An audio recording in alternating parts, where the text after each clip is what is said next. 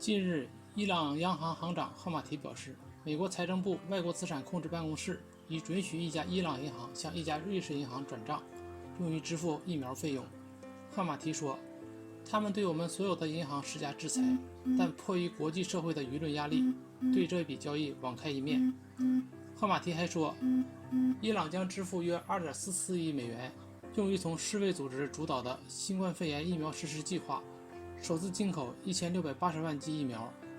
伊朗官员先前多次抱怨，由于受到美方金融制裁，伊朗无法向由世界卫生组织主导的新冠肺炎疫苗实施计划支付款项。但是美国没有立即对赫马提的言论做出反应。前面提到的新冠肺炎疫苗实施计划是由全球疫苗免疫联盟、世界卫生组织和流行病预防创新联盟共同提出并牵头进行的项目，拟于2021年底前向全球提供20亿剂新冠肺炎疫苗，供应给自费经济体和受资助经济体，旨在加快新冠疫苗的开发和生产，并确保每个国家都能公平地获得新冠疫苗。2020年10月8日，中国同世界疫苗免疫联盟签署协议，正式加入新冠肺炎疫苗实施计划。截至今年10月19日，各国正在研发并登记在册的候选新冠疫苗共有198种，其中44种已进入临床实验阶段。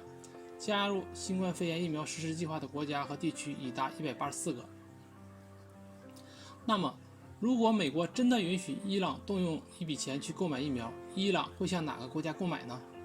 毕竟这是一笔2.44亿美元的订单，数额不菲。目前有能力提供疫苗的国家恐怕只有中国和美国。中国目前至少有5种新冠疫苗进入最后阶段临床试验，这些疫苗由国药集团、科兴中维公司、卫生所和智飞生物公司等企业研发生产。12月19日，据国务院联防控机制称，将在全国范围内对重点人群进行新冠疫苗接种。原上海疾控中心免疫规划科疫苗医师陶琳娜20日在接受媒体采访时透露，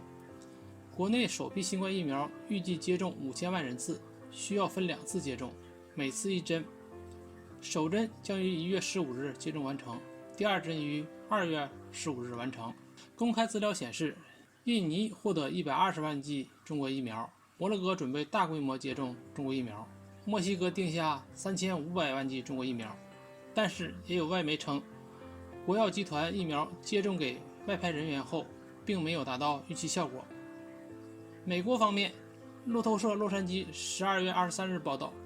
截至当日上午，有100万剂辉瑞公司、生物新科技公司生产的新冠疫苗已经接种，约为上周发放第一批疫苗的1/3。据美国疾病控制和预防中心统计，超过950万剂疫苗，包括莫德纳公司的疫苗，已分发至各州。从报道可以看出，美国已经开始大规模接种新冠疫苗，但是接种速度相对滞后。当然，也有国内媒体报道美国疫苗的负面消息。目前中美两国疫苗的流向是，美国主要面向其传统盟友，比如澳大利亚、英国等，而中国疫苗主要面向中东、非洲、南美等。那么问题来了，伊朗作为中东国家，会把这笔订单送到中美哪国手里呢？伊朗和中国的关系大家都清楚，按照以往规律，这笔订单应该送给中国，但是又不能不考虑到伊朗正在受到美国制裁。在此情况下，如果美国允许动用这笔资金，而伊朗却在美国眼皮子底下拿着这笔资金去了中国，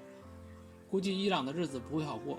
所以说，即使美国允许伊朗去购买疫苗，伊朗也是左右为难，很有可能是美国有附加条件的允许伊朗动用资金，伊朗顺水推舟直接订了美国的疫苗，也不至于太得罪中国。